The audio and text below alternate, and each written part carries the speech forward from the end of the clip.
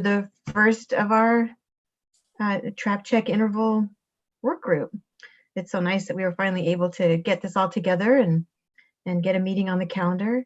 We sent out all the materials last week. Hopefully you've had a chance to take a look at those.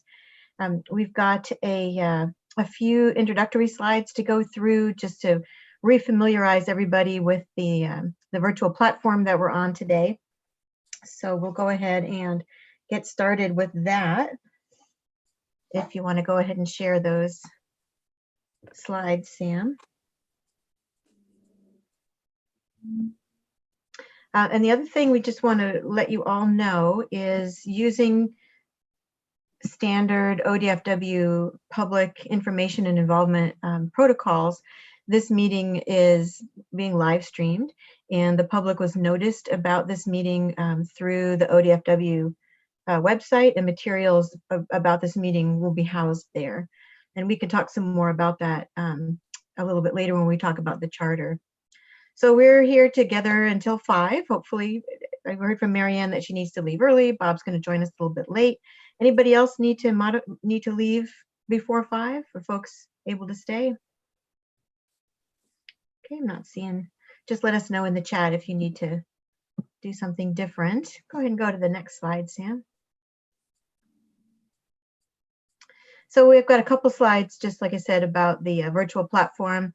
Many of us have been on Zoom meetings now for more than a year, and so we've become quite proficient, but others maybe not as familiar with the platform. But just to make sure that we're all working from the same sheet of music, we've got just a couple slides here about some Zoom tips.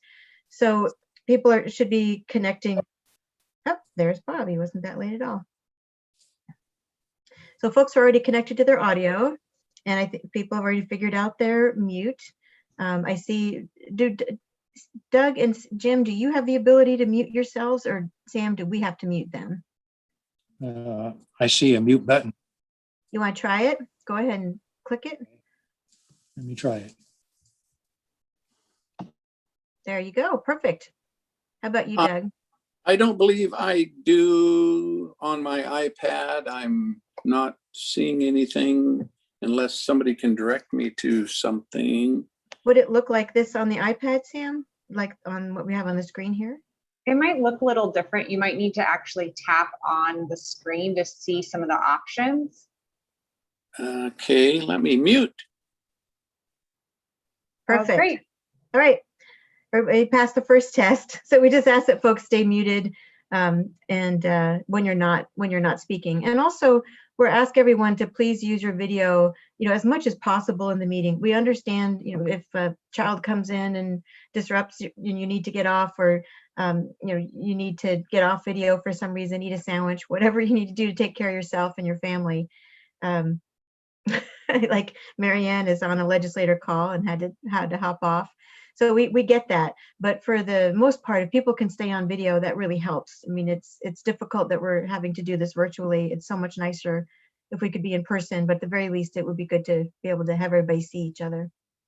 If you have any technical difficulties, or at some point in the meeting, you can call Sam. You can also email her, and you can also ask her questions in the chat. She'll be monitoring that. And we'll talk about chat here in just a minute. Sam, go ahead and go to the next slide. Did you let Bob in? Yep, he's here. I'm not sure his video is on yet. I see his name. Okay, so a couple other slides. Everybody's got their name on the screen, so that's perfect. You can go to the bottom of the screen where it says participants, and you'll see the list of everybody in the meeting, and that's where you can raise your hand. And we'd like to use the raise hand function, but because if you keep your video on, you can also just raise your hand. We don't have to. We'll be monitoring it both ways, so that's fine. We're easy that way. And for the chat, you can see that at the bottom of your screen. If you click on that, you can choose to send a message to everybody, or you can choose to send one to just an individual person. If you click on the everyone, it'll show you the list of everybody in the meeting, and you can send a question or something to an individual person. What we ask that you not do is have a parallel meeting in the chat. And this, it basically is just as disruptive as if you were having side conversations if we were all around the table together. And so we've seen it where, you know, folks just start going on the chat and talking with each other, and they're, you know, it's distracting for people around the table, and it's distracting for, you know, for us because we're monitoring it. And we would just much rather you talk in the meeting and share what you're talking about in the meeting to each of us, rather than, you know, just put it in the chat. So use the chat for things like, you know that you want to speak, or even put a question in the chat for all of us to consider, or a comment for all of us to consider, or if you support something somebody said, or, you know, if you disagree. I mean, those kinds of things are really helpful, because but just don't have a big old conversation. Go ahead to the next slide, Sam. We don't have anybody by phone just today, right? And so these are the different views. You can if you see there's a line down the middle of the screen, if you click on the center of it, a little arrow appears, and you can move that line one way or the other. You can make, so you could see more of the presentation and fewer of us, or you could see more of us and less of the presentation. And there'll be several points in the meeting where we'll just take the presentation down so that we can just talk. That's in the Beaver work group we had yesterday. We spent a lot of time just with all of us on the screen talking. Everybody's got their name up, so we don't need to worry about renaming. Go ahead and go to the next slide. And that brings us to our agenda. Perfect, thanks, Sam. So you can see the issues we've got to talk about today. It's our kickoff meeting, so some of these items are to be expected, you know, talking about the charter. I'd like us to do some have some conversation about the key issues to address that came out of the convening interview summary. And we have a little exercise to prioritize some of those issues so that we can put together a robust agenda for our next meeting, and do some work in between meetings to begin to get the information to answer some of your questions. So we'll be doing that around 3:45 to 4:15. We want to take a look at the charter and the work plan and schedule. It might not take quite that much time. Yesterday we actually didn't get to the charter. We talked about the schedule a little bit, and we talked about some of the elements of the charter. So we'll just see how the conversation goes about the issues, because that's the meat of the meeting. And if we need to spend more time there, we'll spend more time there. So with that, our next slide is the meeting guidelines. These are pulled from the convening, from the interviews that we did with all of you, but also best practices, just ones that we know that work really well. So let me just go through them. The first is fully participate in work group meetings. That part of that is being mindful of that your video is on, that you can let us know if you can't come. A number of you have alternates, and some of the alternates are here today. And the protocol for alternates is everybody's welcome to attend all the meetings, but if an alternate and a primary are both attending, we would ask that the alternate be in observer mode. And so we have several alternates here today that will, after we go through introductions, they're going to be in observer mode and not participating alongside their primary. So we don't have two voices coming from one seat. So we ask that you come prepared for meetings. We've committed to get you materials a week in advance and to get you the meeting summary a week after the meeting. We hope that you will read them and come prepared for the meetings. We're also hoping that we're going to be sending out materials, maybe articles to read or videos to watch. It depends on what your questions are and the information that we can find and that you can find that you want us to distribute to your colleagues. We ask that you participate in an open and mutually respectful way. That doesn't mean you have to agree with each other. We expect that you probably won't on many things. That's why we're here. But we do ask that you listen in a respectful way and be open to listening to different ideas and opinions. And we, as your facilitation team, we will work to, explore those. I mean, we'll make sure that people get opportunity to ask each other hard questions, and we hope that you'll be able to do that in a respectful way.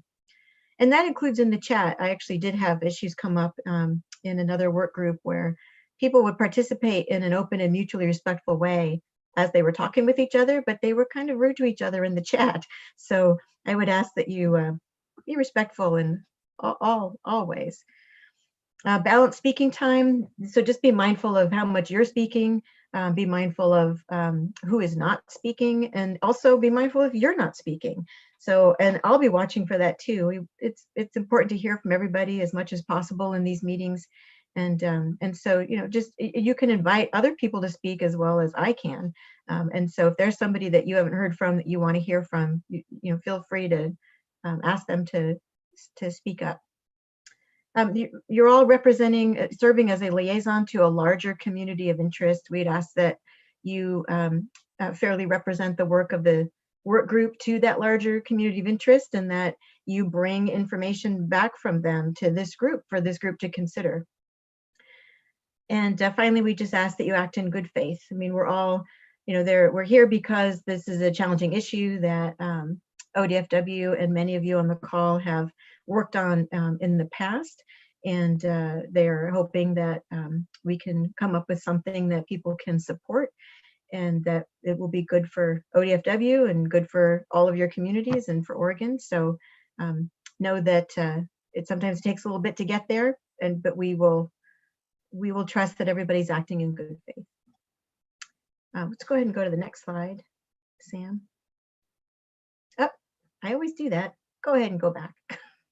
Let's take the screen down so we can do the introductions.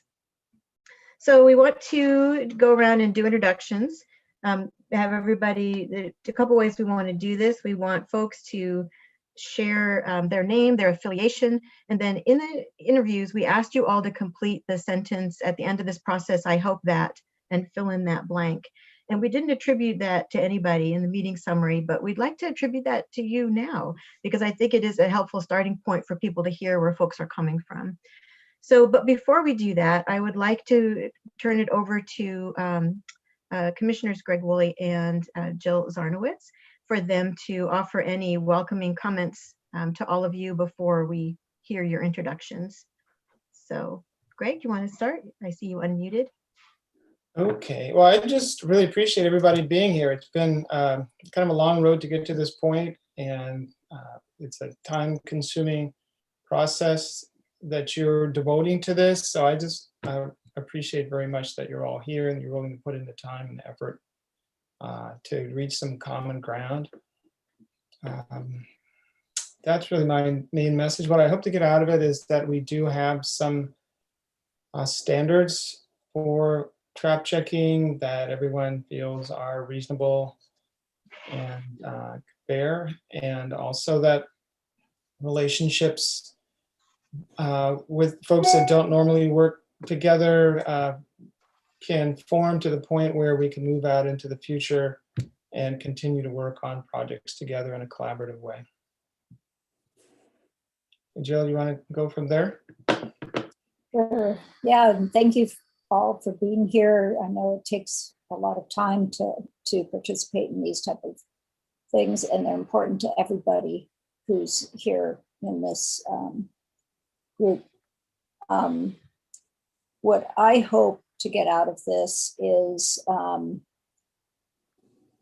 definitely some changes to the amount of time that's an animal is left in the traps. And looking at the trap check requirements, it looks like for fur takers, it's 48 hours. And but if an animal is being trapped as a predator, there's some very long time periods. And some of those seem, for me, I would like to see some changes for that. And I want to hear, though, from the trappers as well as other people, the other folks here, about how they, what is possible, what they would like to see, and come to some agreement for getting to a way to resolve some of those issues. Great, thank you, Jill. And then what we did yesterday that worked really well is we had each, when you were done introducing yourself, you just chose somebody else to introduce themselves. And so Jill, you want to choose somebody to go next? And again, it's name, Sure. affiliation, and at the end of this process, I hope that, and fill in that blank. So who do Okay, you want to go next? I'll choose Doug Nickel. Yes, thank you. I am Doug Nickel, and I am currently president of the Oregon Trappers Association. I've been trapping since about 1980. I got into trapping because of friends and acquaintances I knew in the farming industry, ranching industry, having issues with, at that time, beaver and nutria got me started. And from there, I progressed into trapping coyotes in the sheep pastures. So I've been involved in the politics of trapping for quite a number of years, and am very motivated to protect trapping in Oregon.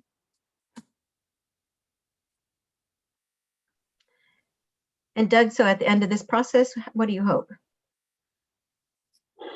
I hope that that the group can see the necessity for trapping, the amount of effort and time it takes to trap, the changes in trapping over the last few years in education and improvement of traps, so that we can all agree to the necessity of a reasonable time amount for trap checks. Thanks, Doug. And Doug is an alternate for Jim Soares. And so we have a number, Bob, you joined us a little bit late after I said this. So we have alternates on here for introductions, and alternates are always welcome for the meetings. But after introductions, our alternates will be in listening mode. Correct, I will. Great. And so Doug, who do you want to go next? Oh, let's go to Kelly Peterson. Thank you. I'm Kelly Peterson. I'm the Oregon Senior State Director for the Humane Society of the United States.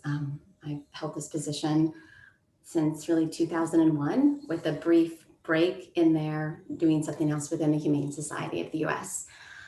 Here in Portland, native Oregonian. I think that at the end of this process, I'm not exactly sure what I said. I would have to go back to that sheet of paper, but I can speak just right now from what I feel is that it would be to bring forward to the commission a proposal that provides meaningful updates to our outdated trap check times, and that reduces suffering for wildlife that are designated as predatory animals. For HSUS, we would hope to see that would be 24 hours as the humane standard, rather than what we have now, which ranges from 96 hours to 30 days for predatory animals, and no trap check times for black bears. We just think that would be a positive step in modernizing our wildlife laws. So that's it. So thank you. And I'm assuming, is that good, Jamie? And so I would then ask, how about Shannon Hearn? Thank you, Kelly. My name is Shannon. I'm the Deputy Director at Department of Fish and Wildlife. I get to attend both work groups, and I do have an alternate just in case. I hope to be here most of the time. And I think at the hope on this one's a little different than what I said yesterday.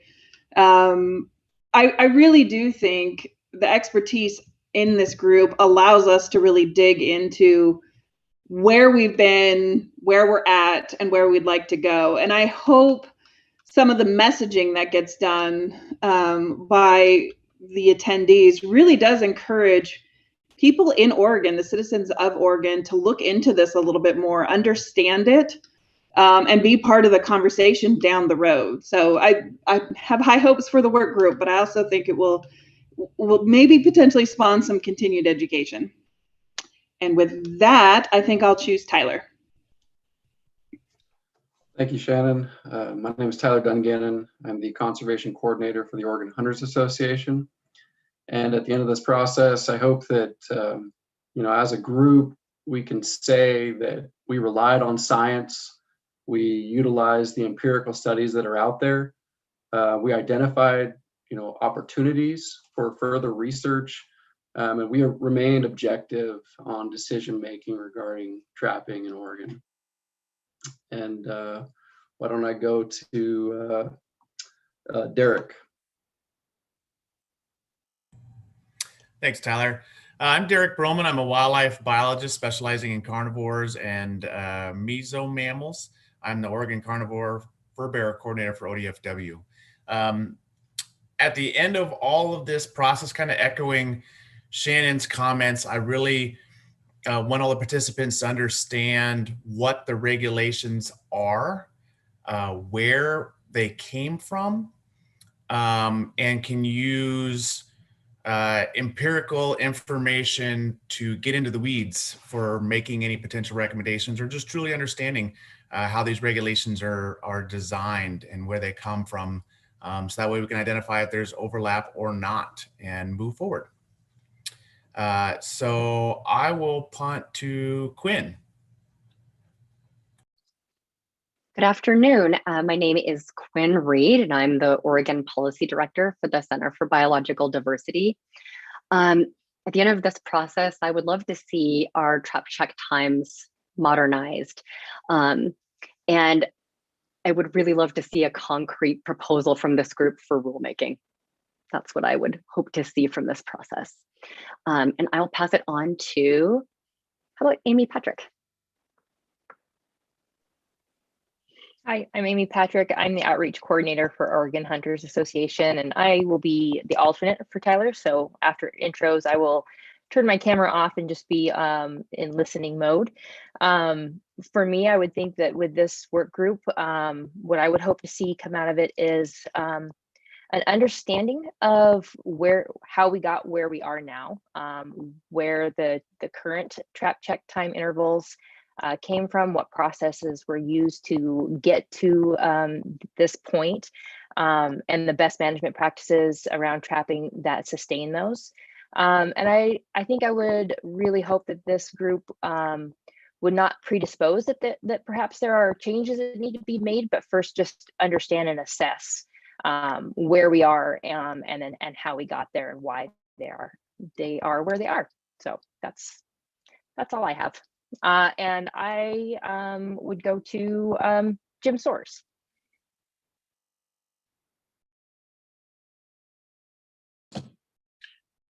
Okay, I'm Jim Soares, and I'm Vice President of the Oregon Trappers Association. I'm also Oregon's Director for the National Trappers Association.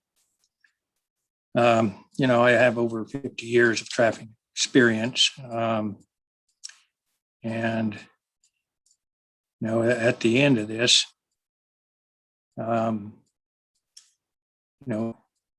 we're looking at two different things here. We're looking at the fur bearers, which trappers are normally required to follow the regulations for. That's 48 hours. But a lot of people are talking about the predators right now. And a lot of that predator trapping is controlled by APHIS, Animal Plant Health Inspection Service. And they're not at the table, and they need to be. At this point, as far as fur bearer regulations go, we have to stay with a 48-hour trap check. We just simply can't do it on a 24-hour trap check. So, let's see. I've got to pick somebody else, don't I? How about Marianne? Hello, I am Marianne Cooper with the Oregon Farm Bureau Federation, and we represent farmers and ranchers and small woodland owners statewide, many of whom utilize trappers to protect their operations. And I guess I would say I'd echo what several others have said about kind of hopes and goals at the end of this process. Being that we don't presuppose that there's an issue and that we really listen and understand from both sides and kind of objectively approach the evaluation of if any change in regulations is needed. So thank you for having me today. Okay, Marianne, you got to kick it to somebody. Can you remember who hasn't gone yet? No, I don't. Robert Kevin. Hey, thanks. I'm Kevin Blakely. I'm the Deputy Administrator in the Wildlife Division with Oregon Department of Fish and Wildlife, and I'll be Shannon's alternate in the work group process. And my kind of outcomes or what I was hoping for and seeing already is just a really good deep dive and understanding. People have some real good focus on this issue, and I think that's what we need to have and stay with. And just looking for some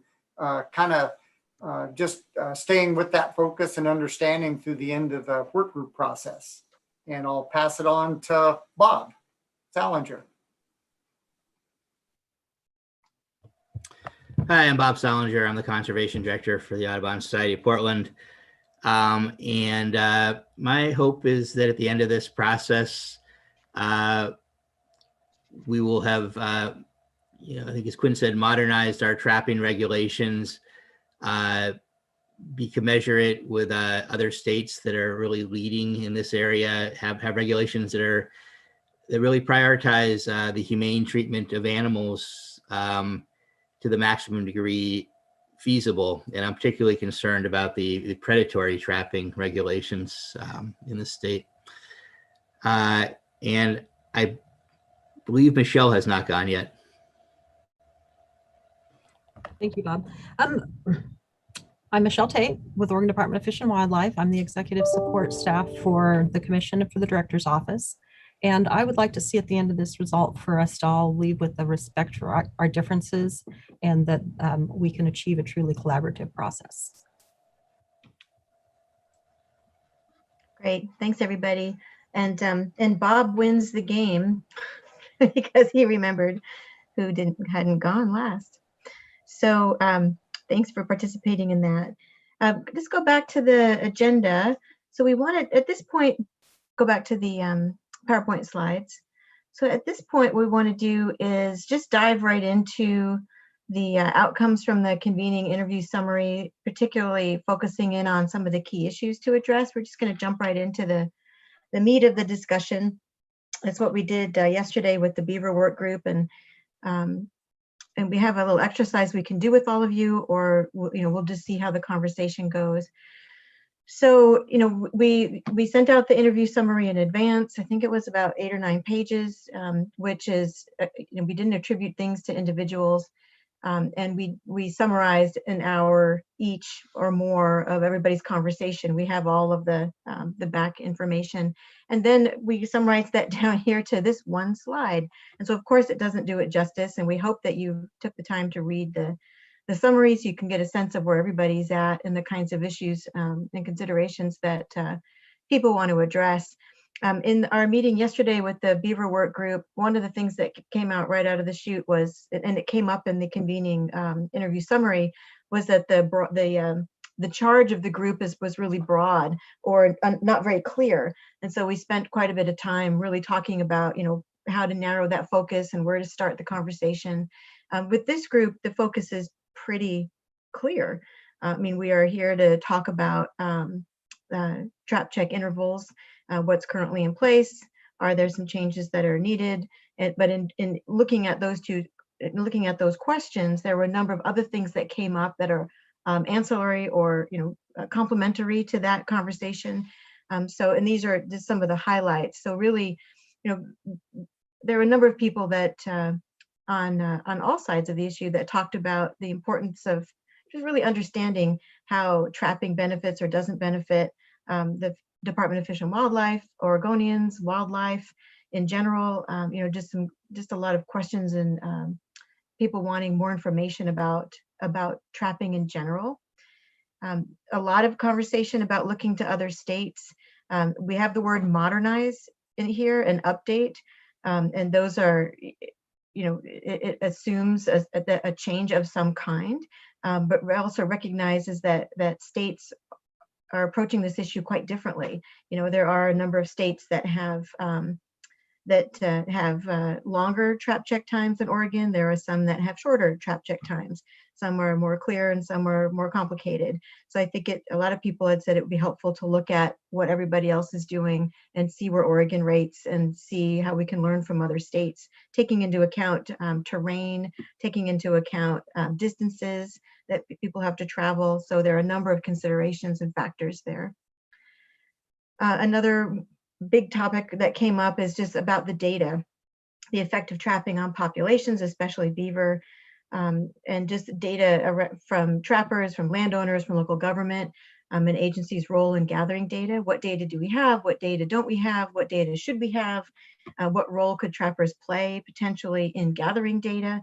So there are a lot of questions around the data to help inform whether or not changes are warranted. And then exploring other options and involvement for landowners and local government. So again, sort of like I said a minute ago about, what trappers' role might be in gathering data, what are other options for landowners and local government as opposed to trapping or in addition to trapping, and how to engage and involve them more. And that's just like a tip of the iceberg summary. But what I'm interested in from all of you is, if you've had a chance to read the interview summary, was there anything that was really surprising to you or something that was new that you learned? Something that you're just, really kind of curious about? What reflections or observations do you all have about the summary and what people had to say? And anybody, you can just unmute yourself or raise your hand if there's anything you want to share.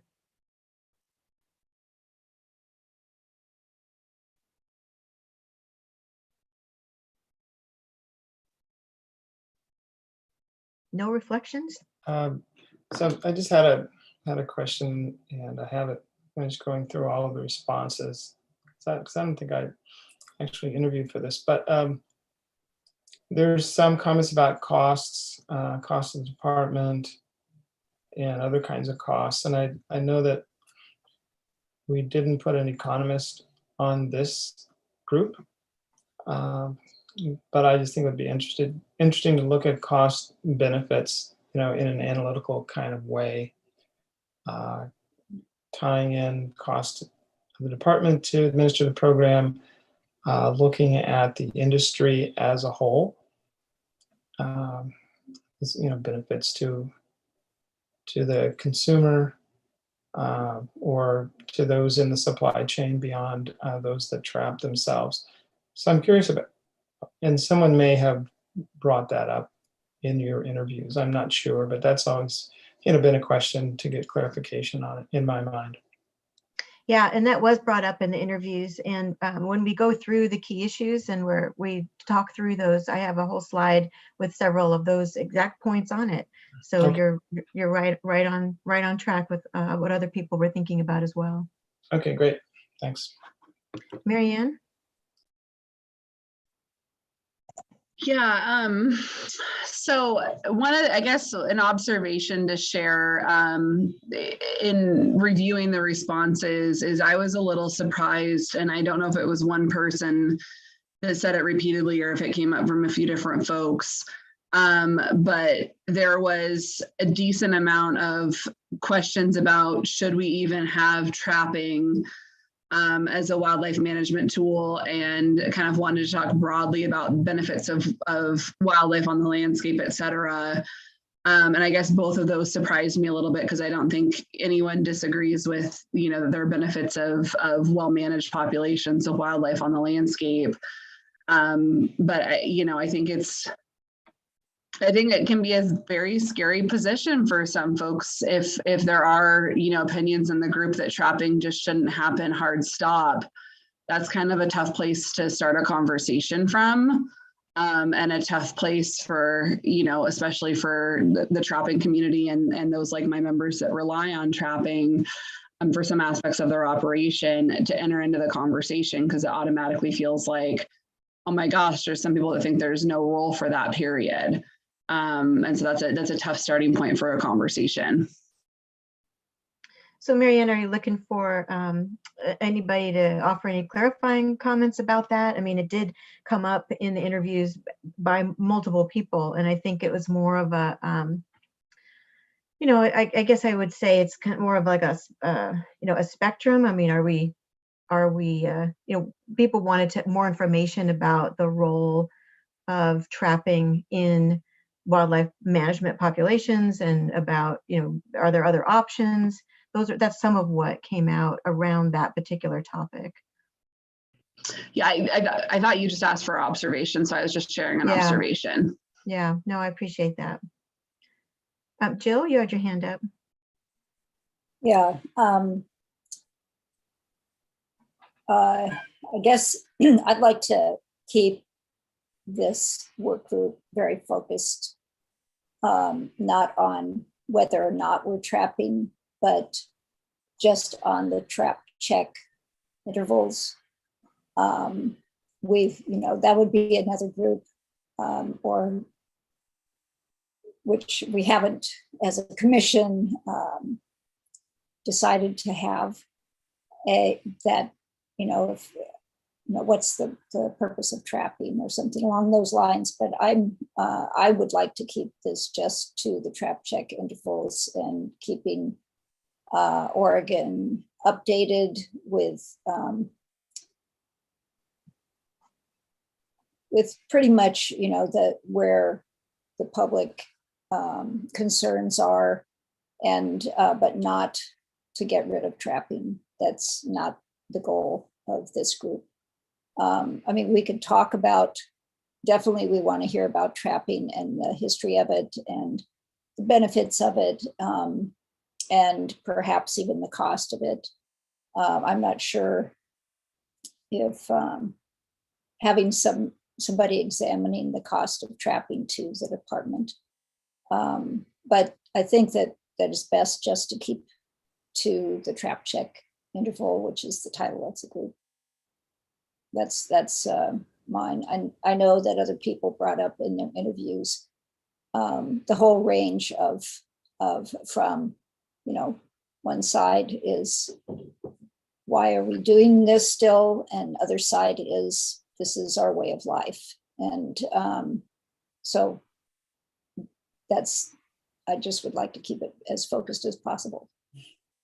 Yeah, and I understand that. And I think that, when we did the interviews, people talked about the role of trapping and the cost of the program and, some of these other issues, and we'll put those up on the slides.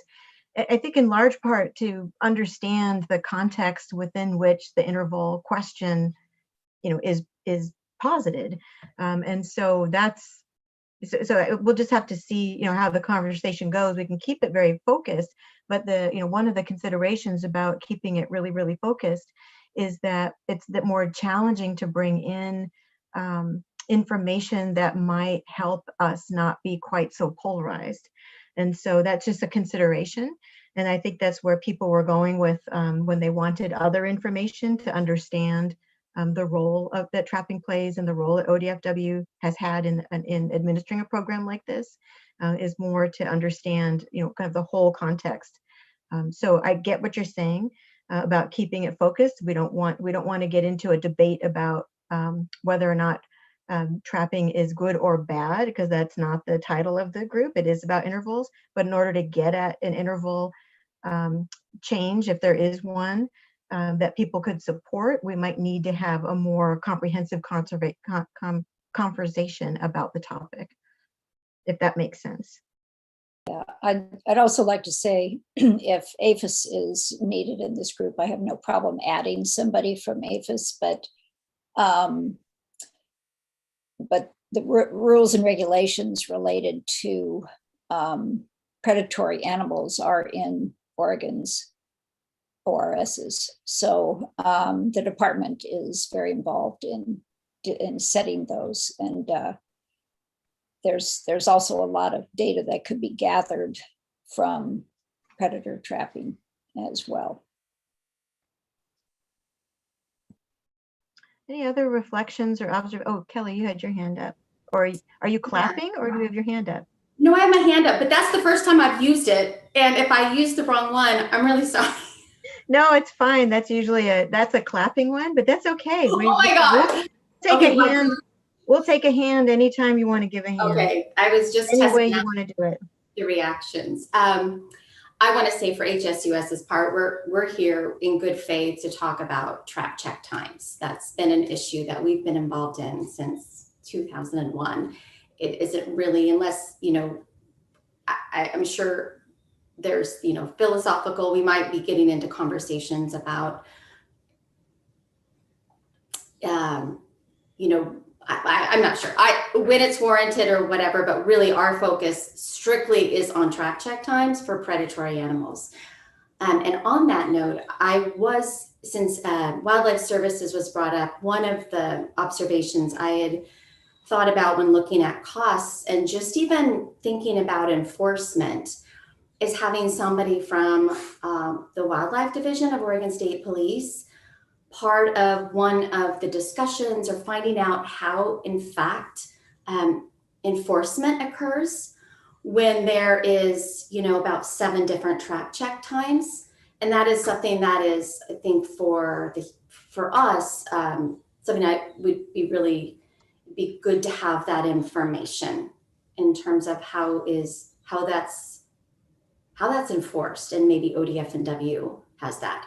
When you've got a trap set for a particular animal, how do you, let's say there is a question about a trap that an animal that's been in there for too long, are there ever situations where you're able to determine that the animal was in the trap longer based on the fact that, like I said, there's like 7 different trap check times.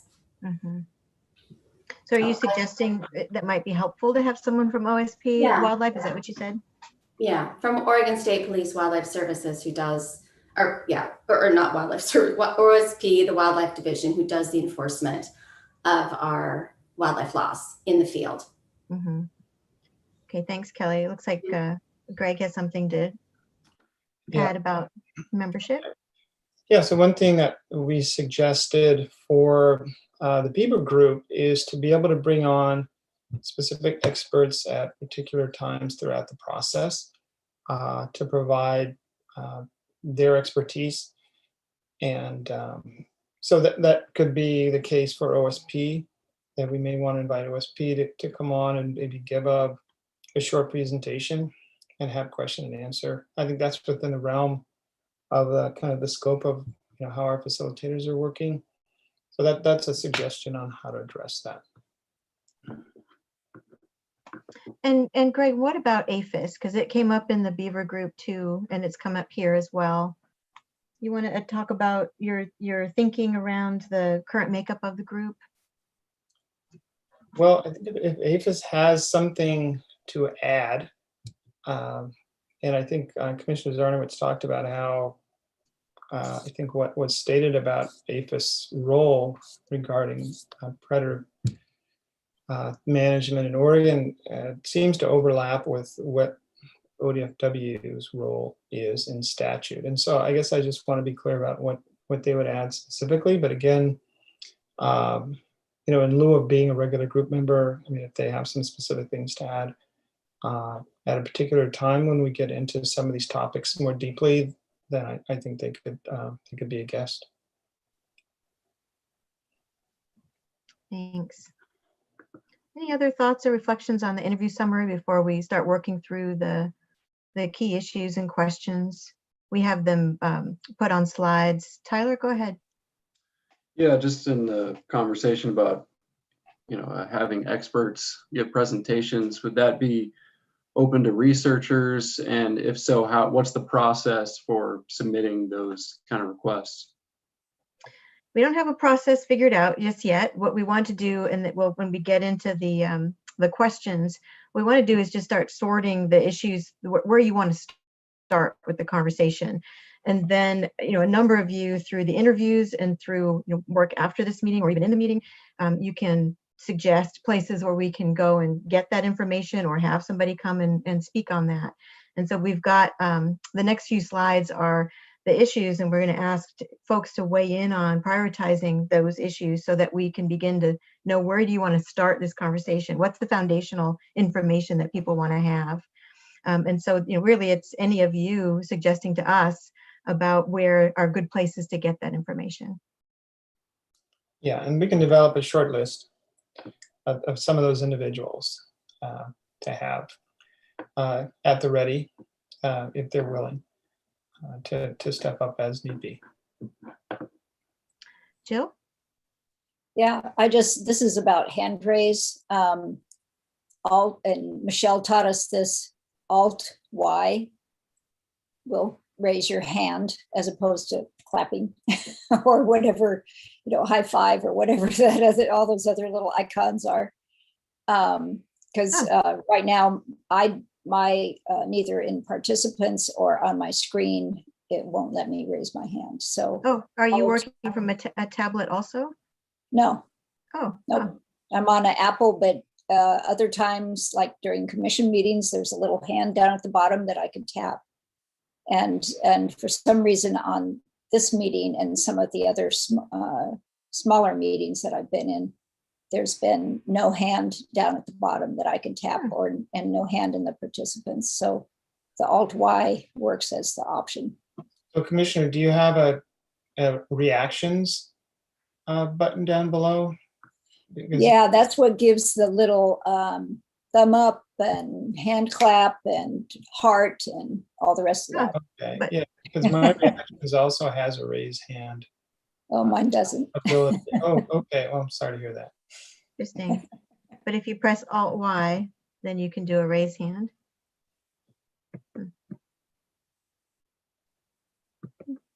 Yeah, it doesn't. Maybe it doesn't work for me because well, anyway, we digress. Thank you for the tip, Jill. Any other reflections on the convening interview summary before we move into talking about the specific topics?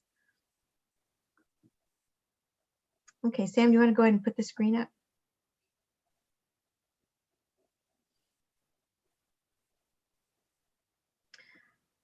And go ahead and go to the next slide. So what I thought I would do is go through, what is it, it's like 4 slides, right, Sam? Yeah. So we've got 4 slides and we've got them bundled into categories. And I went through all the meeting summary, the interview summary, and pulled out questions and data needs and grouped them. And so what I'm going to do is just go through them all first, all 4 slides, just show them and walk through them. And then I'm going to go back up to this slide, this first one, and we can have a conversation about each one of these as we move forward. And we're going to ask you in the chat, hopefully everybody has a chat function to use, to prioritize, within these categories, what's your priority issue to start with? Where should we start this conversation? And that would be the discussion we'd have at our next meeting. Is that priority. And so, but I want to go through the 4 slides first, just so you can see what they look like and what all the issues are. And then we'll go back to each category, have some conversation, and do a little prioritization exercise with each one of these topics. Are people up for that? Does that sound good? A thumbs up? Yeah, okay. All right, so let me just walk through these. So the first category is the trap check intervals. I mean, that's the focus of this group. So some of the questions that have come up, and these are all from you. These are all from the convening interview summaries. So what are the timeframes for checking traps currently? In Oregon, in other states, in other countries? Why are there variations in species and requirements? What are the pros and cons and considerations of shorter trap check times? What are the options? What's the data that's needed on animal conditions and impacts from the trap and the trap check time length, and the needed detailed information on industry standards. So I'm just going to go through these kind of quickly just so we can see what they all say, and then we'll go back up and have some conversation. So go to the next slide, Sam. So the next category is this trapping in general, and we had a little bit of discussion about, how much of this do we really want to talk about, but there are a number of questions that came up to understand the larger context within which this interval question is people want to answer. Marianne, did you have a question, something to say? Well, sorry, and I'm sorry if I missed this on the agenda. Are we talking about the charter after this? Yeah. Okay. Should I share some thoughts in the comments if I have to jump before we get there? Sure. Okay, thanks. And so again, this is that larger context about trapping. So people brought up questions about, pros and cons, effect of trapping on on current populations, the impacts on species, populations of not trapping, increased population, increased risk of disease, etc.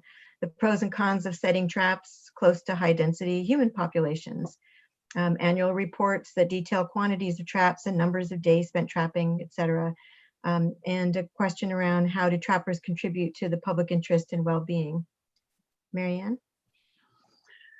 And this, I apologize, this comment, but I think it's relevant here and to the charter. This feels outside the scope of trap check intervals. I don't know if others have the same concern, but this, I did not think this group was about whether we should have trapping in Oregon. And that's what these questions feel to me like they're getting at. So not that, we can have this conversation, but I guess to what end? How is this serving the goal of trap check intervals? And that was pretty much what Jill brought up a few minutes ago about, keep this work group focused on trap check intervals.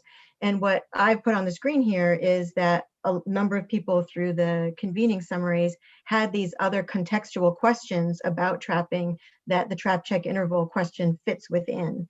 And so, when we do the prioritization, it could be that, there's some foundational information that some folks in the group are like, hey, before I even can weigh in on, what's an appropriate trap check interval, there's some things I'd like to understand a little bit more about trapping. So that's where that comes from. But I think that what you're hearing, you heard Kelly say it, you heard Jill say it, Greg said it, that this group isn't about, trapping or not. It's about the trap check intervals and what information do people need in order to put together a recommendation about what intervals are appropriate.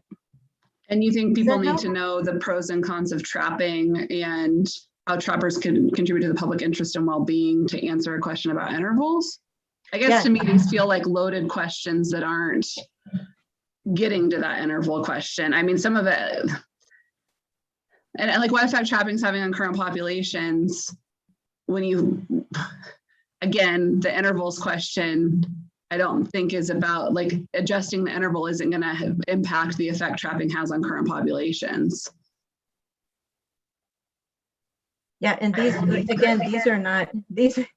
aren't my questions. These are questions that came up from folks in the interviews. And when we go through the prioritization, it could be that people are like, you know what, these are questions that I have, and we can get resources to folks to answer these questions, but they don't want to talk about it in this group. I don't know, but I'm just bringing forward, these are the things that we heard around trapping in general, this category. So just stay with me, Marianne. Just let's look at the other couple of slides, and then we'll go back up, and then we'll have a bigger conversation about each one of these. Okay. Let's go to the third slide, Sam. So ecology and biology is another category of questions that came up. How are environmental and habitat considerations factored into the state's trapping program and policies? Identify the benefits of having animals on the landscape. How does trapping support or not support healthy animal populations? How to properly manage population numbers of fur bearers, and identifying non-target species being impacted, how to minimize these impacts. So these are you probably have similar questions, Marianne, about this slide. But again, these are some of the things that we heard that folks were asking for broader context in order to address the interval question. So let's go to the next slide, and then we'll go ahead, Marianne. I know that we're going to have a prioritization in the group, but I guess I thought part of the role of the facilitator was putting things in that this is germane to the question and this is not. And a lot of these feel like it's not, and it's not like that'd be like me framing up a question that I know isn't germane to trap check intervals and be like, oh, I really need the answer to that to be able to speak to trap check intervals. Like it feels like this is a should we have trapping in Oregon or not work group, and all of these questions are getting to that. And I haven't seen any questions so far that are actually germane to trap check intervals. Could I add something? Go ahead, Greg, and then I'll clarify. I don't want to interrupt you, Marianne. I don't think the facilitator's role is to make a judgment as they're hearing these as to which ones are germane or not. I think that it's just kind of a sort of a regurgitation of what was heard. And so there wasn't a sort of judgment or prioritization with how these were presented here on the screen. It's just, everyone was asked to speak, everyone was asked to give opinions and perspectives, and they're just being put up on the screen without a bias of one group's questions or opinions or another. This is just kind of a regurgitation of what was heard. And we'll get into prioritization and things like that after this. I hope that helps.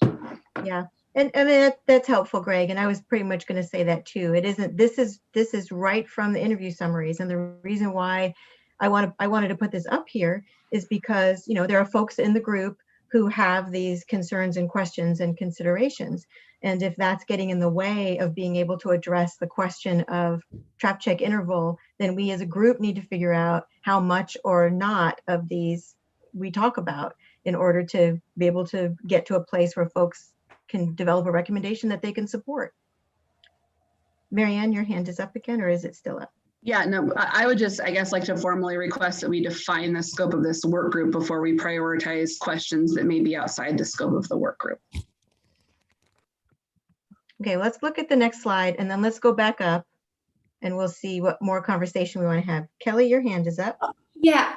Shoot, my dog is about ready to bark. I was just going to say, and I appreciate what what the commissioner said and what you've said as well, Jamie, because I was looking at just some of these other things that came up, and I do think these are overall considerations to talk about and prioritize, including anything, these conversations that came up during the interview. Sorry.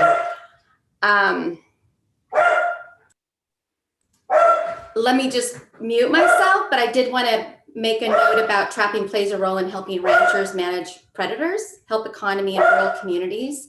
And then I guess you could argue the same thing. Is that relevant to trap check? Well, to trap check time. So I think that's a fair consideration as well. Sorry, and I didn't see that on this list. What question was Kelly getting to about rural economies? I didn't see it on any of the questions in the slides. Kelly, were you pulling it out of the interview summary? I was pulling it out of question 3. From the interview summary? From the interview summary. Yeah. And so these are these tangential kind of issues that come up, and that also came up. So I think it provides maybe a baseline in terms of our own experiences. And that is just an understanding of where perhaps these are just reflections that we have. And that is a reflection that was stated. And that's a fair. That one did not appear to make the PowerPoint. Well, there's one more slide around it, administration, and let's see the next one. So cost benefits to administer these programs, who and how many people benefit, what are the costs of potential damage that is averted by trapping for state funded trappers, how can we increase funding to employ more humane methods? What are the pros and cons of the current program? How can trappers help address data gaps and identify incidences and prosecutions related to trapping? So these are the sort of the rolled up categories. Marianne has made a suggestion that maybe we talk about the charter and the scope first, and then go back and take a look at these. And that would, and Marianne, are you still leaving at 4? Leaving whenever I get a call, but I can also hang out for a bit because I would like to engage in this. Yeah. again, Kelly, I agree. I don't know that that question was relevant about rural communities, but I don't actually see it on here either, which makes me wonder how things made it from that sheet to this PowerPoint. Yeah, and it was all me. I mean, I went through the interview summary and tried to roll them up into categories that I thought were helpful and useful. And if they're not, then, you know, we could do something different. But really, it's about trying to dig into, you know, what are the foundational questions that we need to start with in order to have a different discussion about trap check intervals than potentially this group has had, or people in this group have had in the past, if we're trying to get to a recommendation for ODFW to consider. And so all of these things that are here are things that came out of the interview summary. And I rolled them up into these different categories in the hopes that we could prioritize some of these in terms of where we start the discussion. So that was the purpose of it. So it all went through me, all my filter. And it was, like Greg said, trying to be non-biased and trying to be representative of the things that were said, and trying to figure out where the place to start should be. And it's not up to me to decide that. And it's not up to me to decide what information is important or not. And so, do you want to go back up and look at that for the beginning slides? I'm asking the whole group, or should we take a pause and talk about the scope? I think we need to talk about the scope, because these are obviously issues of concern to the people, some of the people who are participating, and some of them, you know, they're not all the people, but if we start trying to answer these questions, we're going to get way out of what the commission agreed to, which was to check on the trap check intervals. And we weren't taking a look at all the different aspects of how trapping fits into our current society, or how it affects populations of animals or something like that. I can see how the more information we can get from trappers, whether they are trapping predators and aren't required to report, but we could certainly use that information to know a lot about the animals, the fur bearers that we manage. We can certainly learn about how trappers work in the environment, how long it takes to set a trap, how careful they are, how you know, what they're learning while they're out there, and look at how the department gathers the information and how much information they gather. But it's really not about whether trapping is something that we need to have or not, or how it impacts the department, and how we can do with it or without it. So I would really like to get to the scope of it. And it's good to hear that people are concerned about these things, but this isn't the right forum to address them. Okay, and Joe, what you just did is what I was hoping we would do around all these slides, which is look at the information that people said they wanted to talk about and the questions that they want to address, and figure out as a group which ones are not on the table and which ones are on the table in terms of prioritizing. So what you just did was a great example of where I was hoping we would get to with this discussion. But it sounds like everybody wants to make sure that we have a clear understanding of the scope and charter of the group, you know, in terms of the scope of authority. So we should probably go there next and then come back and look at these questions. And if the questions aren't, if it isn't helpful to prioritize, you know, like this, then, you know, we could have an open conversation about where we start. But that's the next step is, you know, what is the foundational information that people need to have in order to in order for us to build a conversation towards a recommendation about what the trap check intervals are. So Tyler, you had your hand up and then it went down.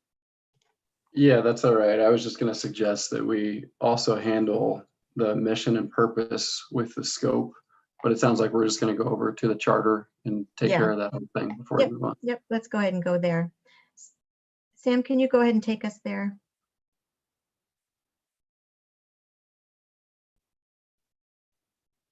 And it's not uncommon. I mean, the big, the struggle at the beginning of any work group is, how do you eat the elephant? I mean, where do you start? What's the, how can we all agree on what the foundational information is that we want to have in order to help us have a good conversation? So Sam, can you put the charter up? Yeah, I just saw Bob's hand go up and now it went down again. So I can put it up. Yeah, it's because I'm using the clap thing too, because my I can't find the raise hand either. I would just say that just looking through the summary, it sounds like it's being suggested that maybe the environmental side is trying to raise questions about whether we should have trapping and the benefits or the pros or cons of it. But when you look at the actual summary, what you see is that it looks like there are people on all sides of this issue asking those kinds of questions. There's a comment about understanding the benefits that the trappers provide to farmers and other folks. So I don't think it's necessarily coming from one side or the other side of this issue. It looks to me like both sides are interested in some general information as background information to ground ourselves when I read through it.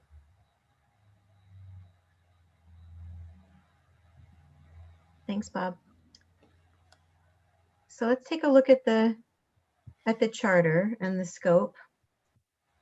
So it's the mission, purpose, and scope of authority. Can make that maybe a little larger and zoom in on that, Sam.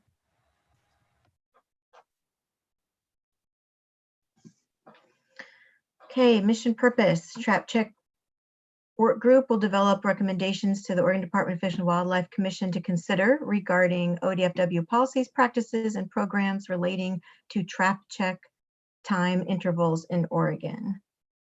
And then the scope of authority. The work group will focus on addressing outstanding issues relating to trap check time intervals. The work group may include consideration of other local, state, and federal agencies, as well as NGOs, programs, policies, as they relate to greater coordination, communication, and potential partnership to address the identified issues. So what do people think about that? And Marianne said she'll be back. Is this focused enough? Jim, you raised your hand. Yeah, that's kind of looking to me like the recommendation is for changes. And I don't think we need changes as far as fur bearers go. And I'm talking about the mission and purpose there. I've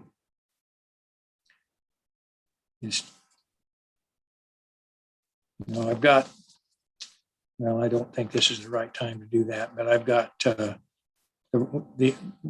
rest of the Western states. I've got the trap check intervals for them. And Oregon is the most restrictive of all of the Western states that are still trapping.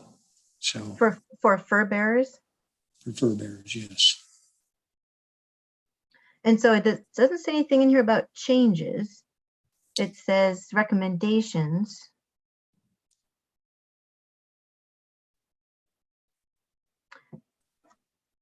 Tyler? Yeah, I think what he's getting at there, I see it too, and I'd just like to suggest maybe we change it to assess current trapping regulations, or excuse me, don't say that. Assess current trap check times or intervals and determine if recommendations are needed.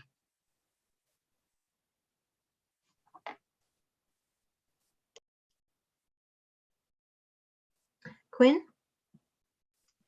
I was just curious if Commissioner Zarnowitz or Commissioner Woolley could remind us what the charge was from the commission, because there was some official wording, some motion that was made that instigated the creation of the work group, and I'm wondering if that can guide us.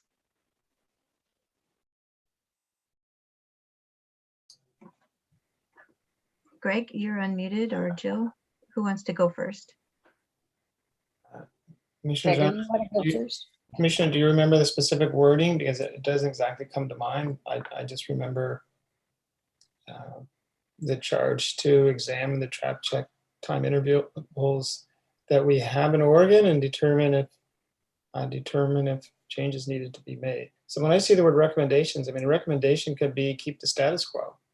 You know, I mean, recommendations, there's a whole range of recommendations.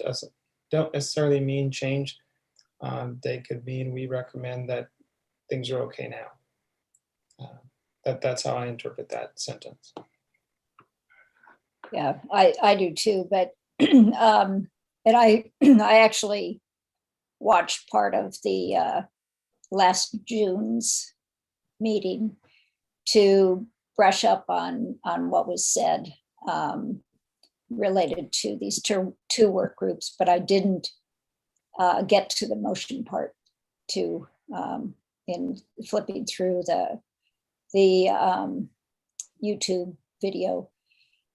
But I did, hear some of the discussion on it, and it was very specific to trap check intervals. I stated I thought that they were out of date, and so I'm on record as saying that, so I can say that here too. And that was pretty much it for this. I don't remember the exact motion. I don't know if Michelle has that handy. It looks like she put it in the chat. She Yep. did put the language in the chat. Yep, it says, yeah, she put it in the chat, and it says the commission direct the department to review trap check time requirements and come back to the commission by January with proposed changes, if any. So I think the language there around around the review, that's maybe what's missing. Mm-hmm. So Tyler, you had recommended assess. Yeah, assess current trap check times and determine if recommendations are needed. Hey, Sam, can you live edit, just put comments in as we're talking so we can see what this is starting to shape up to look like? Yep. Would you like me to do this all as comments or when I hear some alignment? I don't know that we have alignment just yet, so maybe comments would be good. Quinn, your hand is up. Oh, I just wanted to let folks know that, and I'm glad that Michelle was able to find that, but I just saw the ODFW's press release from that June hearing and how they characterized what happened. I also put a link to it if folks want to look at it. And it's, let's say they voted unanimously to ask staff to review trap check time requirements and return with a proposal to possibly change rules no later than January 2021. Okay, so there's that review language again. So are people comfortable if we pull in more of the language from the actual, from what the commission actually adopted? So it's review and consider proposals for change.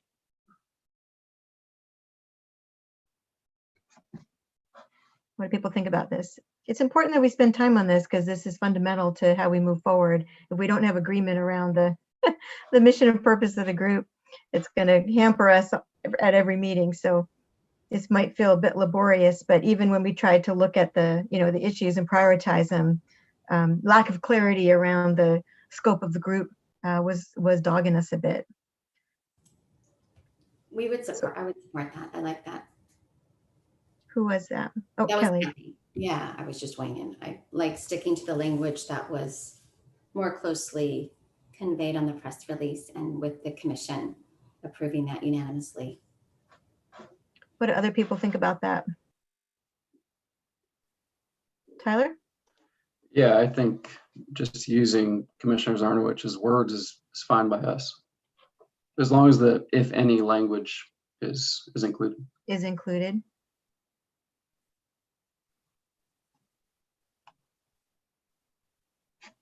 I'm comfortable with that. Sam, do you want to try to actually add the words in there? Yeah, I'm actually unable to see my chat at the moment while I'm screen sharing, which is unfortunate because I know there's the accurate languages in there. So if Oh, I you see. could just read to me one more time, that would be helpful where we're landed, where we have landed with this. So Michelle wrote, the commission directs the department to review trap check time requirements and come back to the commission by January with proposed changes, if any.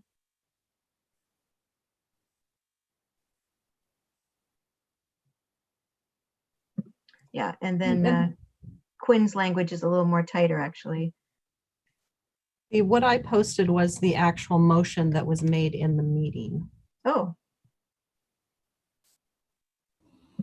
Is there Yeah, anybody? Oh, go ahead. Sorry, my apologies. And mine was from the ODFW's news release, which summarized it. So I think probably sticking to the motion language is more official.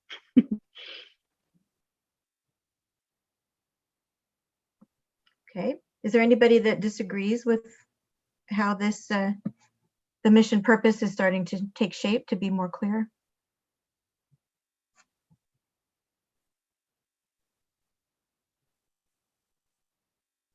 Okay, sounds like we have that. So looking at the scope of authority, which is just a little bit, it's a little bit nuanced, a little bit different. It's basically, what are the, what are the things that you're going to consider in order to address that mission and purpose? What are thoughts about that? You can raise your hand and chime in.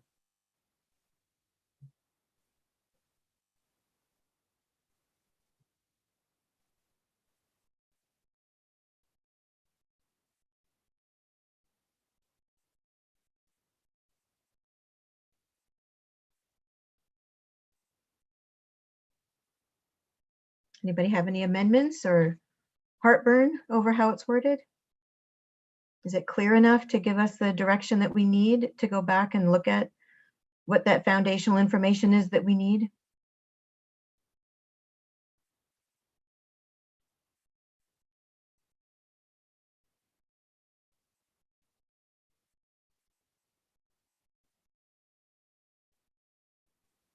I'm not exactly sure what the second sentence means in relation to the mission. Second sentence of the scope of authority. The work group may include consideration of other local, state, and federal agencies, as well as NGO programs and policies as they relate to greater coordination, communication, and potential partnership to address identified issues. That one? Yeah, since the scope of the mission and purpose is fairly narrow, related to trap check guidelines or trap check rules, then including, I'm just wondering how consideration of all these other things related to greater coordination, communication, and potential partnerships is relevant. How do other people feel about that? Is it not helpful? Or is it helpful? Or is there clarification there? Kelly, you were nodding your head. I'm not sure what you were nodding about. If you were in agreement to Jill. I just was a little more confused. I was going to ask about how that connected to the scope. And so, but I did see it further outlined in the materials where there might be resources that we collect from different organizations and agencies. So I wondered if that's what this was relevant. It's just about what other states are doing and also the research and science perhaps around this. But I think we could remove that. Mm-hmm. But that's just again, I If was, it's if people understand that it's implied, then if that sentence isn't helpful, then we go ahead and take it out. It's really more intended to reflect what we heard in the interview summaries about people saying that there are other programs and other information that we might want to consider when we're looking at doing something different in Oregon. So that's really what that is. But if it trips you up or isn't helpful, then go ahead. I think it needs to work for all of you. I'm sorry, I think Jill? making it more concise, related to gathering the information so that we can examine Oregon's trap check guidelines in relation to what other agencies are doing might be or better, something a little more concise related about gathering information. That information that would be appropriate to the fairly narrow topic. Quinn? Yeah, I think some of my questions or concerns have been touched on already. I think a question is, if we don't include some language to this effect, are there going to be issues, weeks down the road where we, perhaps want to bring in information or reports from, a national, trappers association or from, AFWA or a group like that. So I wonder if, as Commissioner Zarnitz was suggesting, if there's some more concise but perhaps all-encompassing, may consider any information relevant to that I don't quite know how to word it, but if we don't need it, we don't need it.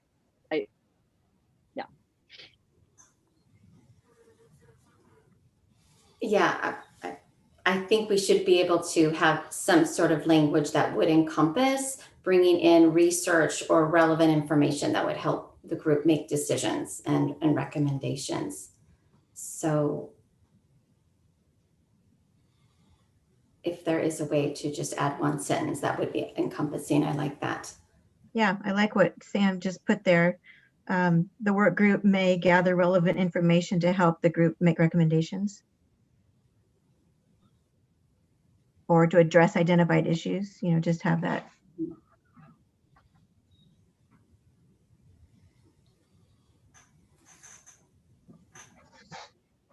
People feeling more comfortable with the language here and the mission, purpose, and scope? Tyler? Sorry, I was muted. I just have a quick question about how the language is going to read for, this kind of goes into my previous comment about, getting researchers to come in and give a presentation. And I'm wondering if there isn't a place in this charter for that process. And then I do have a small question about outstanding issues. And I've heard the issues that some folks on this call have brung up already, but I'm wondering, have those issues been established? And I'm trying not to get too picky here, but it just seems to me like we're trying to determine if there are issues, not that those issues are outstanding and established. I see what you mean about that. It kind of presumes already that we have, yeah. What do other people think about removing outstanding and just having it say the work group will focus on addressing issues relating to the trap check time intervals. The work group may gather relevant information to help the group make recommendations to address identified issues. Right? Well, I think that this was gleaned from the interviews. And I think that if the tone of the interviews didn't indicate that there were outstanding issues, then it probably wouldn't be sitting in the scope. So I do think that, again, a lot of this information was gleaned from what people said when they were interviewed.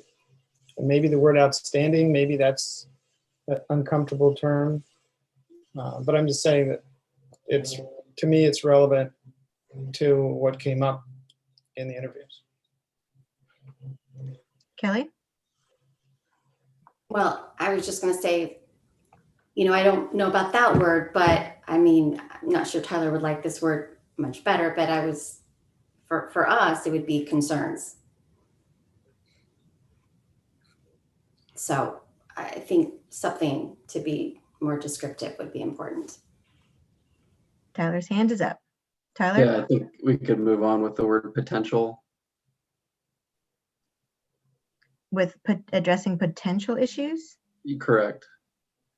Or just ensuring that we're not saying in our scope that there are issues. Well, I We're think saying- I think what we heard in the interviews, and the reason why we have this work group is there are issues to discuss that there's not agreement around, and so that's, you know, so that's, I mean, that's just me saying back what I heard from talking with people. So, you know, I'm not sure, Tyler, I'm going to push on you just a tad.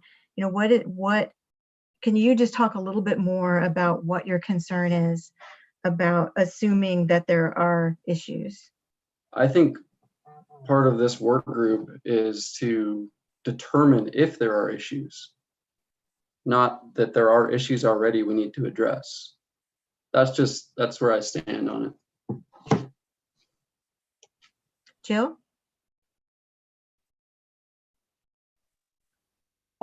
Well, the commission determined that there were issues in creating this group. And we heard a lot of people in the commission meeting saying that there were issues. So, and certainly people that said that there weren't issues. So we had both of them saying that to us. So there are issues related to trap check time for some people. And as a commission, we have to listen to all of our public and address those concerns. So I think whether we leave outstanding or not in there, there are issues. And if we can resolve them in whatever way, and they wind up being the same as they are now, then that's how they get resolved, but they need to be addressed. So thank you for that, Jill. So Tyler, what if we said something like the work group will focus on identifying and addressing? Because that gets to what you're talking about in terms of, you know, we don't necessarily know what the issues are with the current policy, but we haven't talked about it as a group. And so assuming that we're just addressing some issues that we haven't identified yet, I'm sort of working upstream a little bit with you. Yeah, and I think we are. I mean, we're getting nitpicky now, but it's important. Words are important. I know it's important. You know, from my point of view, I don't think I've really changed my stance. I think addressing potential issues, identifying and addressing potential issues is good with me. But you know, I guess it's like, who established these issues? I guess maybe if we could get at that, right? It's just the people have established these issues, then I guess I can be quiet. You all are going to, I mean, that's what this group is for you guys to identify, you know, what, I mean, to assess and identify, you know, what issues there are with the current trap check interval program and times, and what are the, you know, what that list is and what the options are to address those, pulling from best available science and research and potentially what other states are doing, and make a recommendation to the commission about what you all think is best for Oregon. And so the issues, you know, some of them have been identified already by all of you based on you being liaisons to your communities of interest and what you hear about these, and we put those in the meeting summary. And we've got those on the screen, you know, that we talked about a little bit, but, you know, you all get to do that. You get to define what those issues are together. Does that help, Tyler? I think I'm good and won't have any heartburn with identifying and addressing these issues. I think that'll be fine. Okay. Yeah. And, you know, I mean, sorry to, you know, push on you a bit, but it is, if we don't, you know, these are fundamental understandings for how we're going to work together as a work group. You know, once we can, and even looking at these words, you know, if words are tripping us up, they have, I mean, there's a sort of a backstory behind those words that's important for us to understand, you know, because we're going to be working together to try to figure this out. So people shouldn't be shy, you know, to put forward something that is not sitting well with them or isn't clear or doesn't make sense, because it's just going to bite us later if we don't talk about it now. Greg, I see your hand up. Yeah, I'm sorry. There's a weed eater or something in the background, so I'm sorry about if you hear background noise.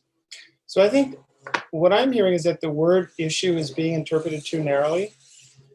And I think there's some assumption that issues are only coming up from one side of the discussion and not the other.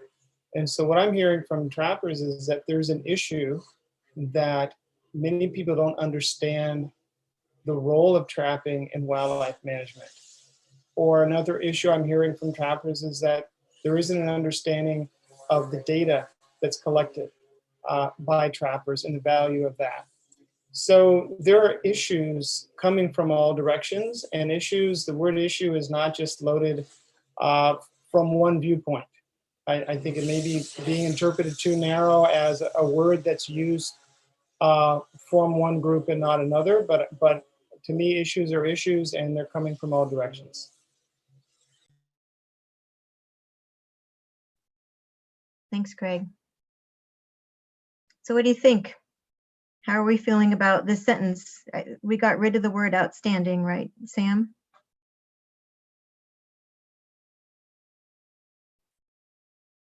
And then we tightened up that second sentence to be the language from the, yeah, right there.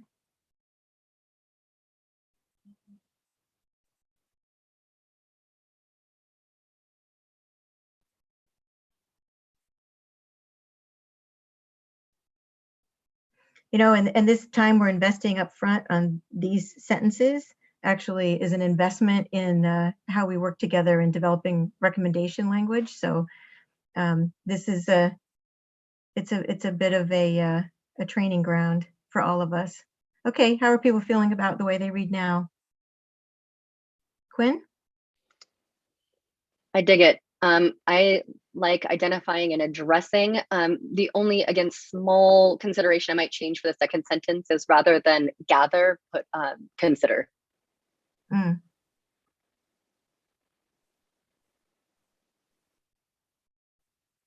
Anybody else want to weigh in?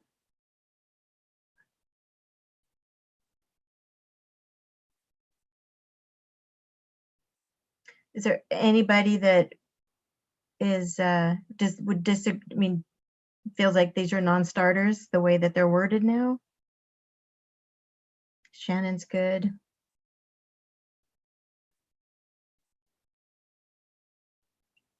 I won't say speak now or forever hold your peace, but I don't think we want to have multiple meetings where we're talking about the mission, purpose, and scope of authority. So if we can get clear and reach agreement on this now, that would really be helpful. I'm going to do a thumbs up. Can we see everybody's thumbs up? If you want to put a thumb up, and if not, then I'm going to call on you and ask why. Did I see anybody with no thumb up? Okay, well, Marianne and Kevin are not on the screen, so we'll have to check in with, okay. All right, so let me do a time check. So it's 4:30, and we are scheduled to keep going until 5. Let me suggest something about the list of issues. So, you know, the purpose of having those issues up on the screen was to figure out the place to start. And one of the resources that we sent out in advance is the current regulations, you know, what the current program is now. And so, you know, it seems, so one thing I can do, and we're going to do this with the Beaver work group actually, because we spent most of the time talking about the charter scope and mission too, is that we're going to develop a survey of, you know, issues, just kind of like what we just put on the screen, and have people weigh in on, you know, this is the place to start, these are the priorities for me, or these are some that are missing and that's what we need to talk about. And then that helps us to frame up our next agenda. And so it would be a survey that we would send out to all of you with the meeting summary. So next week, so what is today? Tuesday, so it would be, maybe given the holiday, it might be on Wednesday. And then in your own time, you can look at that and weigh in on it and prioritize, we'd probably ask you to get it back to us within a week so that then we can glean from that what the agenda would be, for the group moving, for the next meeting.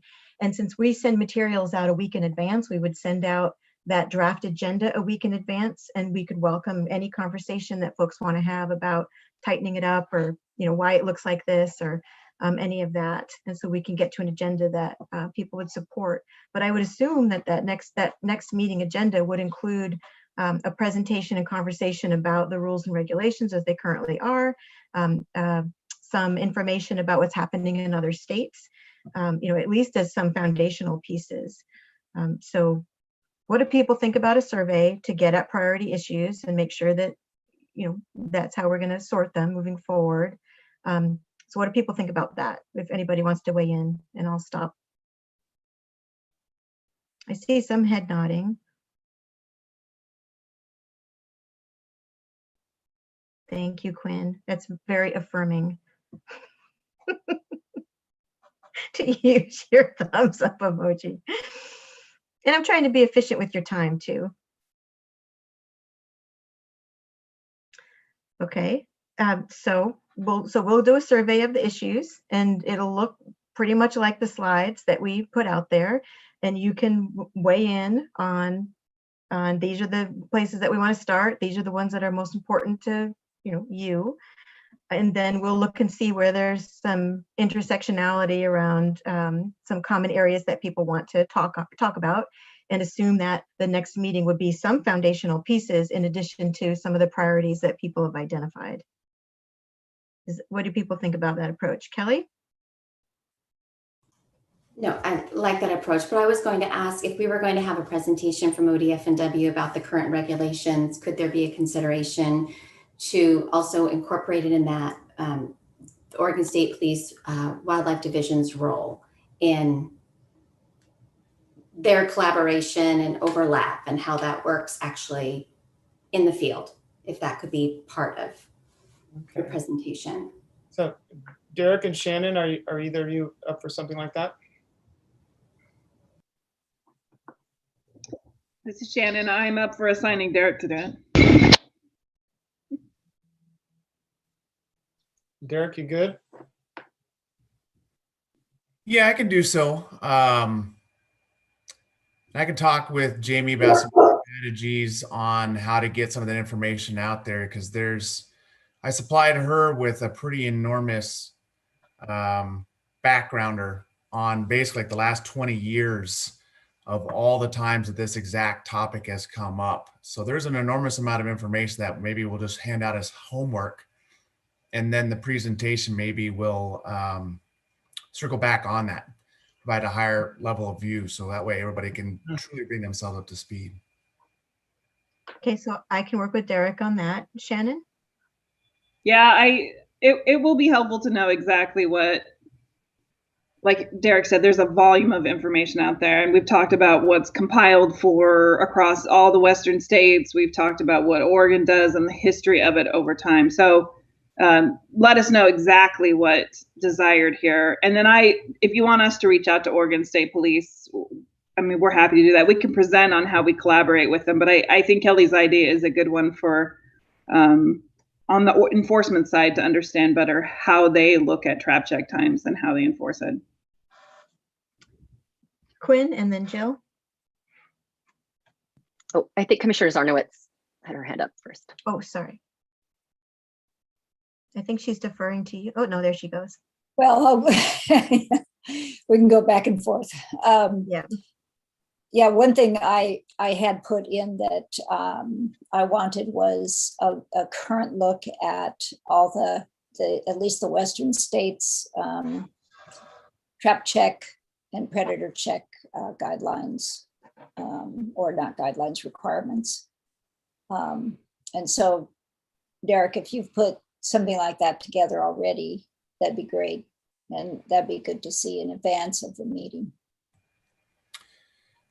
Yeah, we've got those numbers compiled, but again, this might be where it's what specifically does the group want to see, because what we call a predatory animal is defined in statute in Oregon, and what is a predator or some other name is different in other states.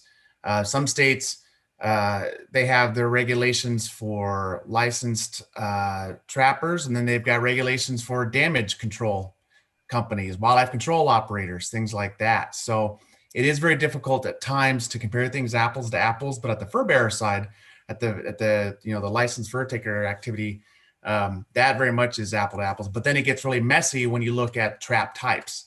You've got, and that's actually what AFWA surveys. I think their most recent was 2016. You can see, I think they probably got like 35, 40 states to respond across the country. So I can work on something, but I'll add a lot of those caveats when appropriate. Otherwise, trying to dig into like, what's the trap check time on a particular species in a particular situation, it's going to be a stretch, I think, to try to get that for every single state, at least even on the west side. Jim, I saw, Quinn, Quinn, you were next, and then Jim. Yeah, I just had a quick question. It came up in the context of this survey, but I was just kind of curious, moving ahead to who will be voting, for lack of a better word, on this survey. Will that also go to alternates, or I'm just kind of curious who will be weighing in, because that'll be an important document if we're using it to establish priorities. Yeah, I was just going to send it to the primaries within this work group.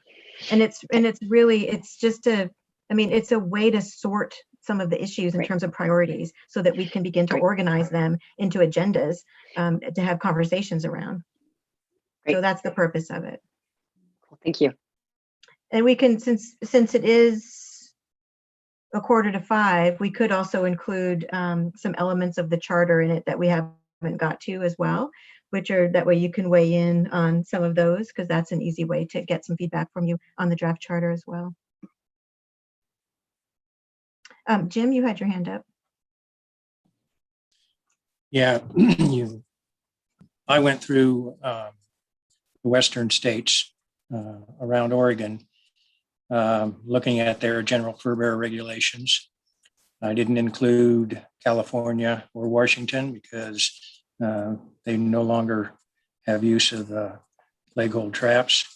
And Nevada has a 96-hour check period. Utah has a 48-hour check period, except for conibears, snares, and drowning sets, which is 96 hours. Idaho has a 72-hour check. Montana does not have a specific interval. They have a recommendation of 48 hours. Wyoming has 72-hour check, except for snares, killing traps, which are weekly. North Dakota has none. South Dakota is a little bit different. On the east side of the Missouri River, they have a 2-day check. On the west side of the Missouri River, they have a 3-day check. Hey, Jim, thanks for that information. And I think that, we'll get it out to people in advance so it's more comprehensive and folks can take the time to look through it. So we appreciate the work that you've done and sharing some of that information here. So just in terms of next steps, so what we've talked about is, we've tightened up the scope and we'll make that change. We can include that language in the survey too. So people can look at it all clean and you can make any comments you want to make about that. So we can confirm that that's what we're good to go. And then we'll include the lists of issues, and we'll ask people to weigh in on where we start, what the priorities are for all of you. We'll ask you a question about, additional things that are important for you at this next meeting, and you can even get into that a little bit right now, and then ask you to weigh in a little bit on the charter. So that's what you can expect from that survey. The one piece I want to make sure that we talk about today before we leave is the next meeting. And so Sam did a doodle poll around and people responded to that, and then she had some follow-up conversations with a few folks. And it looks like we're landing on, is it Tuesday, July 20th? Yep, that looks to be the date that works best for folks, and that's 2 to 4 p.m. So, and not everybody weighed in, and so I wanted to float that date and see if that was going to work. So Jim? I've got a trip planned. I'm leaving the 18th and I'll be gone until about the 26th. And Doug, so then you would come. Yeah. No. Doug, can you unmute yourself?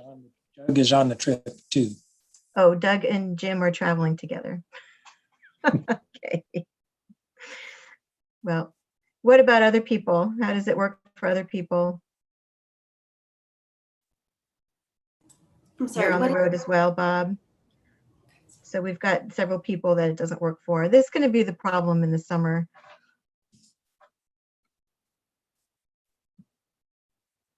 Yeah, it looks like it's not going to work for a number of people.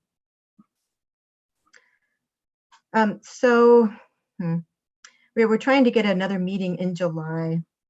Was there any other date, Sam, that worked? After the 26th, I think, yeah, between this 26th and August, there isn't a date that works for people. Yeah. So you're saying the 27th doesn't work? No, well, or we didn't ask? So no, we did look at the 27th. It looks like Derek and Kelly cannot do that date. And so I don't know if we want to talk about alternates, but since Derek would be giving a presentation, it seems pretty important. Yeah. Now that I say that out loud. Sorry. Yeah, that's true. If All I'm the right. only one not available, I will be gone that week. I can absolutely call in and it's fine. If the No, it 20 looks like Doug's gone, Jim's gone, you're gone, Bob's gone. I mean, that's, four people. That's nearly half the group already that are not available. That's not available on the 27th. So that is 27th. I mean, the 20th rather. Oh, okay.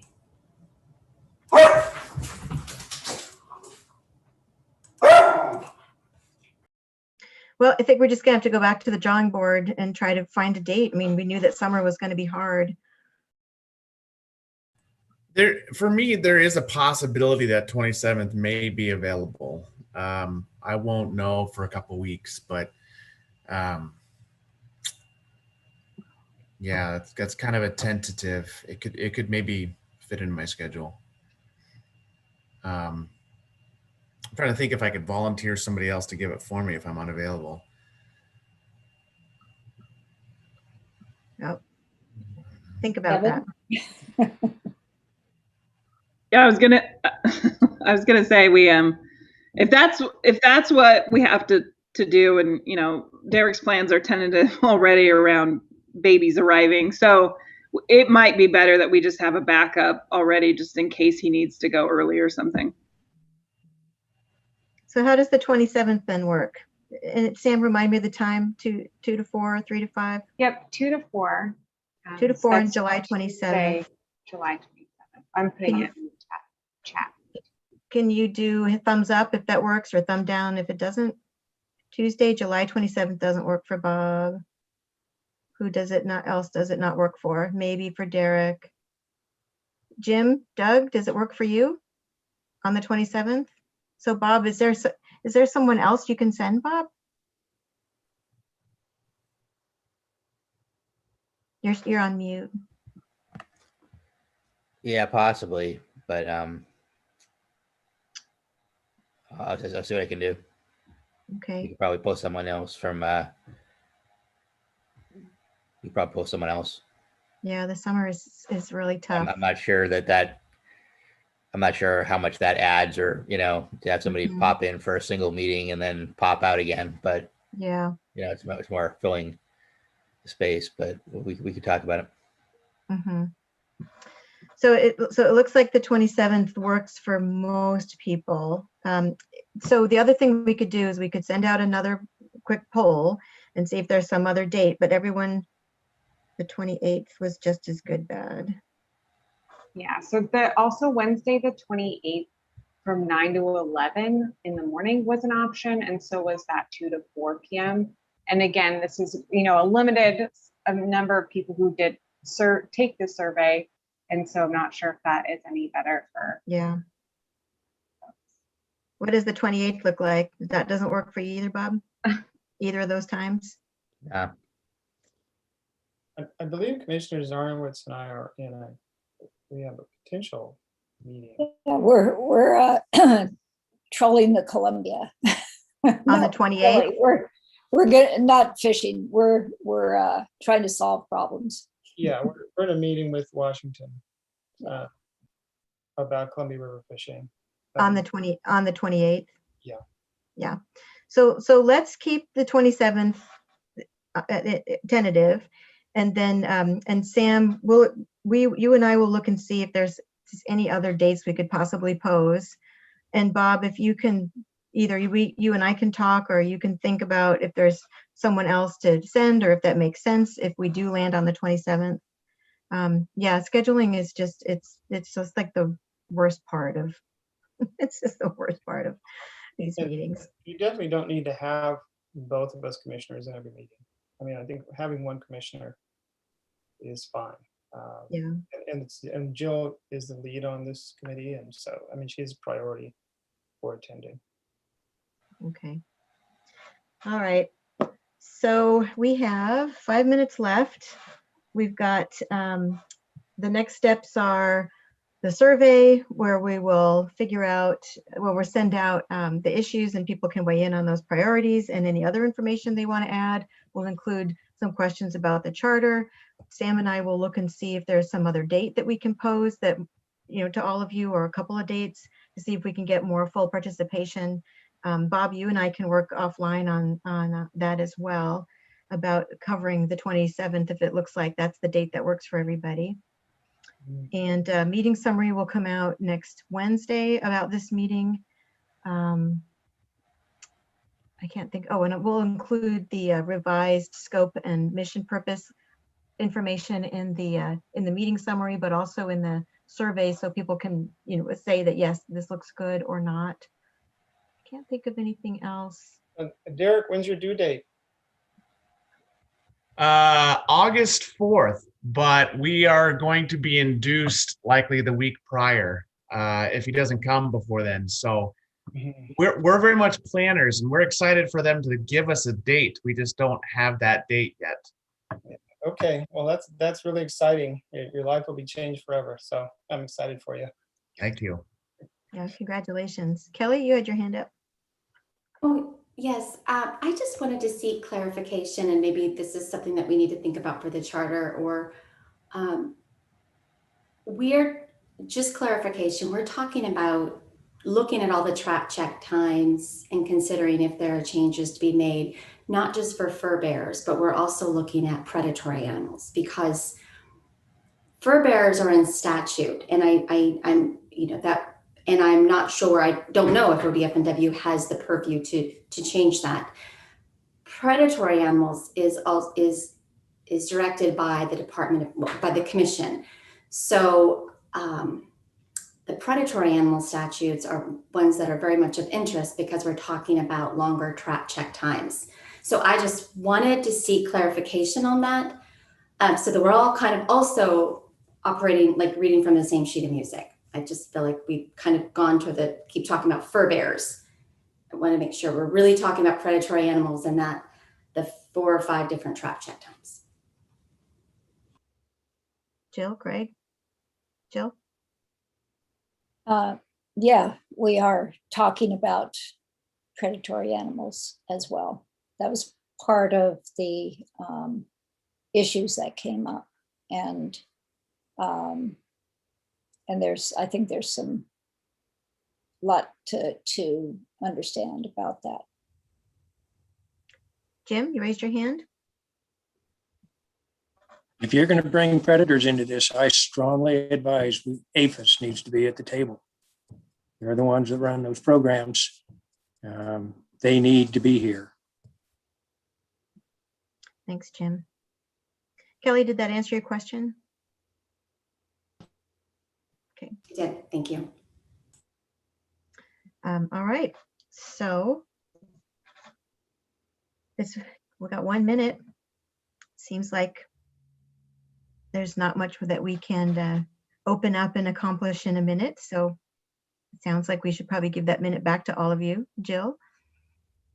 Sorry. Jim Soares, if you could send me a contact that you think would be a good person to participate. They wouldn't have to perhaps be at every meeting, but at least come for a discussion. You could email me through the commission email. All right, well, everybody, thank you for sticking in there. Thank you for participating as fully as you could, particularly on getting the clarification about the purpose, mission, and scope. Really appreciate that. Appreciate everybody's honest feedback around the issues conversation, and look forward to more input on that. We'll nail that date down in July, and you can look forward to some emails from us beginning next week. So have a safe and healthy and hopefully cool 4th of July weekend and balance of your week. And we look forward to working with you here over the next few months. Thank you, everyone. Thank you. Thank you. Take Thank care. you. Thanks, Jamie and Samantha.